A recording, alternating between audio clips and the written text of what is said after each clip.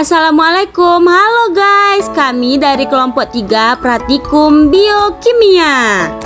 Jadi kali ini kami akan melakukan praktikum tentang hidrolisis protein enzimatis, yaitu protein yang mengalami degradasi hidrolitik dengan basa dan asam. Seperti yang teman-teman lihat, kami di sini menggunakan bahan utamanya yaitu tempe. Pertama-tama kita potong tempe sesuai ukuran cawan Petri hingga cawan Petri dapat ditutup dengan rapat. Oke, ini dia proses penyusunan tempe ke dalam cawan Petri. Baiklah, ini dia tempe-tempe yang sudah disusun di dalam cawan Petri. Baiklah, setelah 3 menit maka dilakukan pengukuran pH pada tempe yang belum dapat perlakuan, maka didapatkan pH 4. Sebelum dicampur dengan bahan lainnya, terlebih dahulu diberikan nama bahan pada cawan Petri tersebut. Tahap selanjutnya yaitu pencampuran bahan kepada tempe. Bahannya adalah, bisa kita lihat yang oranye ini adalah pepaya matang dan yang hijau itu adalah nanas matang. Selanjutnya masukkan pepaya muda ke dalam cawan Petri, kemudian ditutup. Lanjut nanas mudanya dimasukkan, kemudian ditutup lagi. Jadi inilah dia tempe yang sudah dicampurkan dengan semua bahan.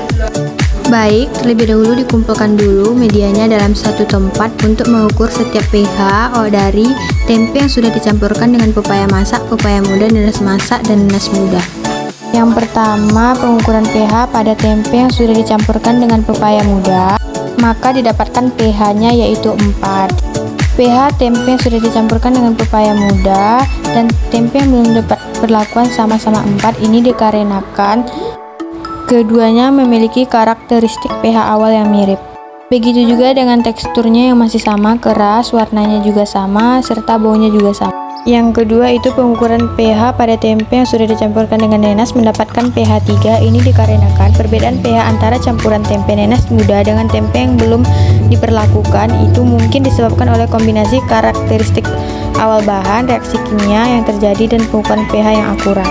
Untuk teksturnya itu lebih lunak, ini dikarenakan enzim dalam nanas dapat memecah protein dalam tempe.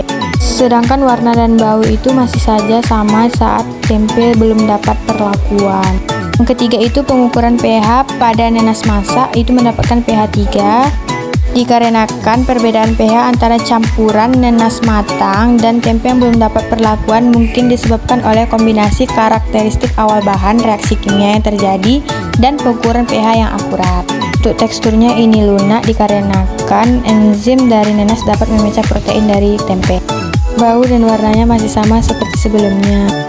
Yang terakhir itu pengukuran pH pada pepaya masak itu mendapatkan pH 4 masih sama seperti tempe yang belum dapat perlakuan. Ini dikarenakan karakteristik pH-nya itu masih sama.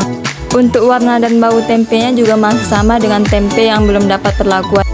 Jadi inilah dia hasil praktikum kami. Untuk selanjutnya itu kami mencuci cawan Petri dulu agar lebih steril.